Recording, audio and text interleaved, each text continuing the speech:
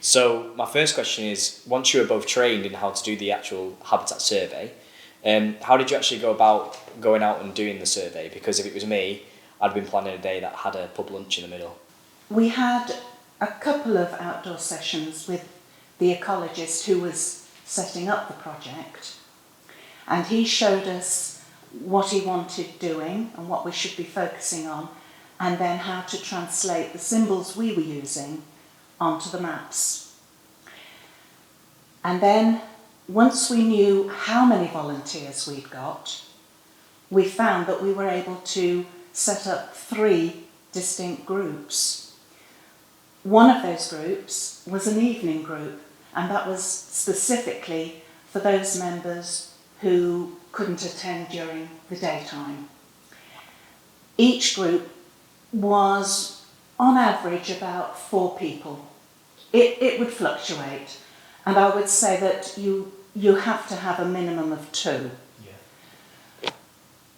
Now, there are 2 important key elements that I think are needed in the organisation then of the groups. Firstly, you do need to have a regular day and date that you can decide with your group.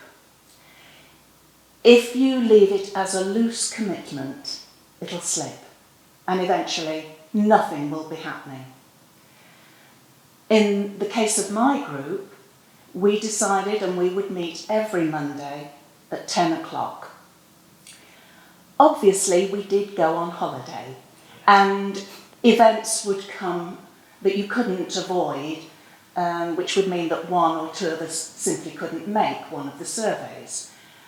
But by and large, we were pretty consistent and met most weeks from May to October, and therefore it built up quite nicely.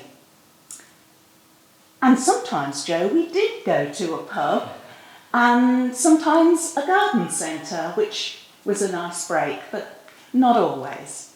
The second point I would like to make on the organisation is that each group should have a sole leader, and that leader is totally in control of the maps. In my group, that was me.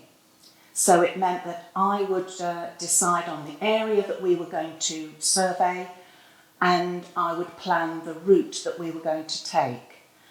As far as possible, I liked to make it a circular route. And that would mean sometimes that in order to accommodate a circular route, we would use more than one map. So it sounds like you were really organised when you went out and did these surveys.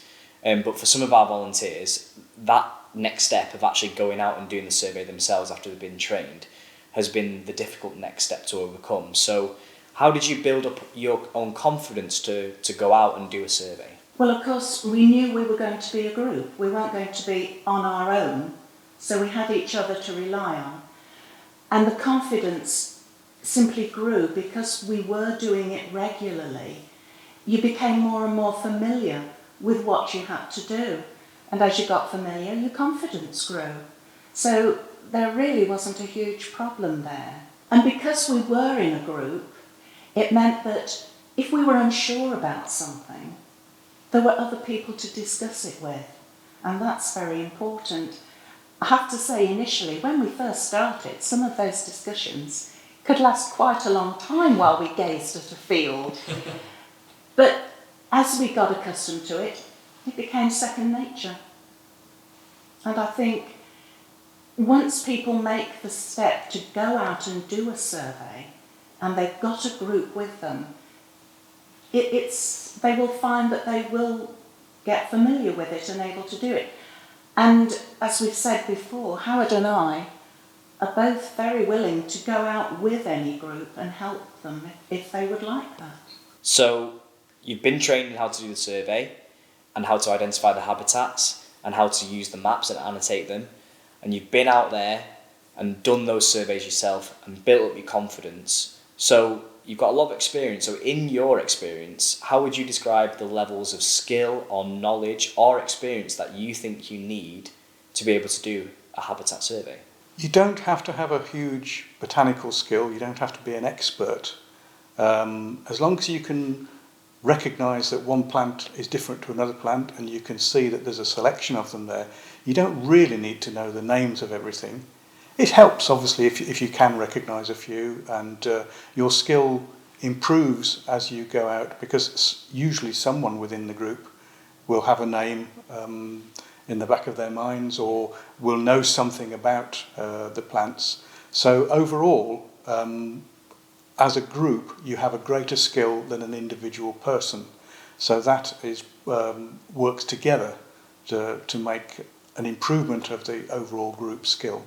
As you just said there, you're not experts at all, but you still are collecting really well-informed and valuable data. So in your experience, how is that well-informed, valuable data being used? Well, on the initial phase 1 surveys that we did, that we know that the data was used by Shropshire County Council when they were looking at planning and development actions that were going on, more as an advisory, some pointer to where potential sensitive areas might be, so that they had got some basic information about areas initially.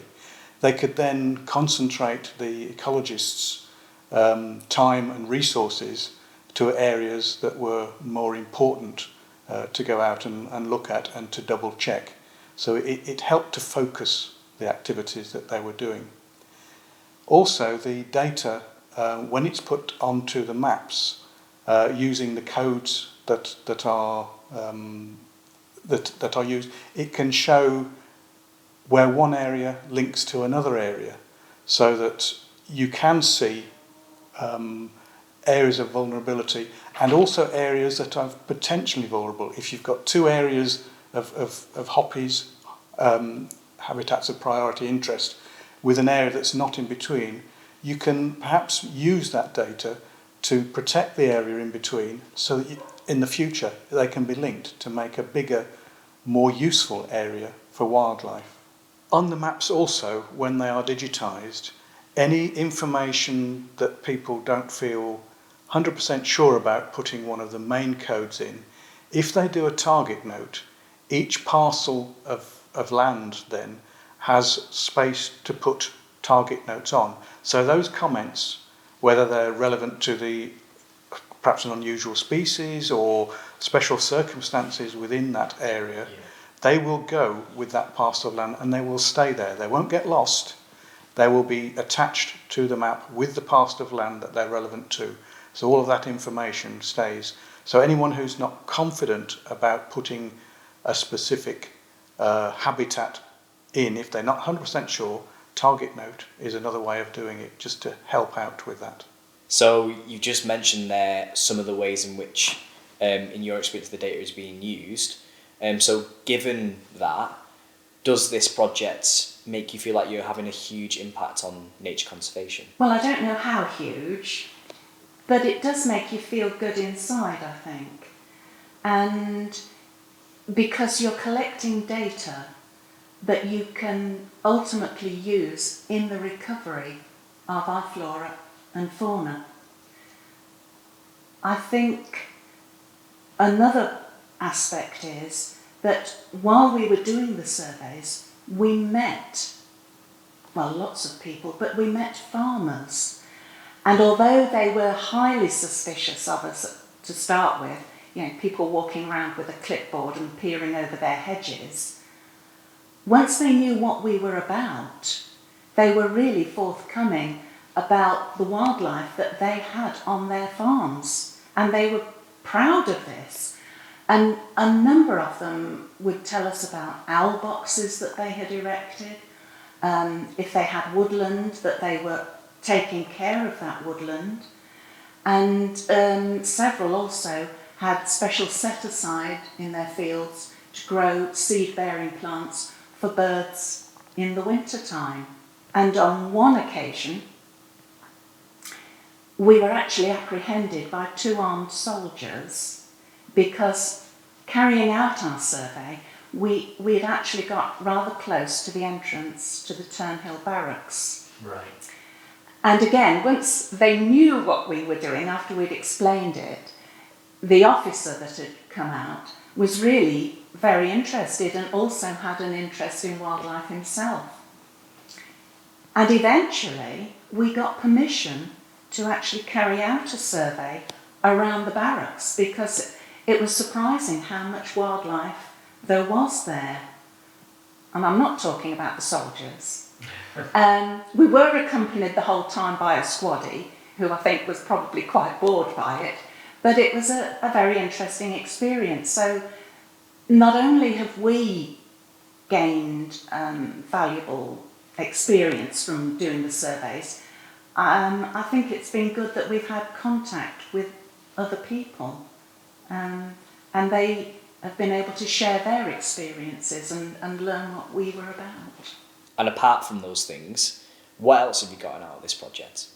Well, I've really enjoyed being able to go out into the countryside and find some places that, unless we'd been carrying out the survey, we probably would never have found. And it's been great from the point of view that I was with great companions who eventually became good friends. And we've had a lot of fun.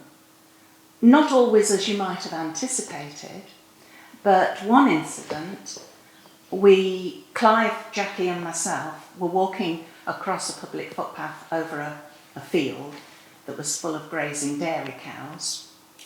And Clive, for some reason, decided that he was really interested in a pond that was in this field. I think probably he was looking to see what dragonfly activity was happening there. Anyway, so off he went and immediately got totally stuck in the mud. And I mean really stuck in the mud. So Jackie, his wife, started to try and pull him out. And eventually I thought, well, I've had my entertainment, I better help. So I put the clipboard with the map down on the ground and went in and helped to pull Clive out. We got most of him out, one welly got left, but we did get that out in the end. And then when I went to retrieve the map and the clipboard, it was only to find that a cow was contentedly munching away at it. Oh. And we do have a photograph in which the cow cheekily managed to get itself into the frame as well. So a massive thanks to you both for welcoming us into your lovely home and for taking the time out to talk to us about your experience as volunteers on the Nature Recovery Network Habitat Mapping Project.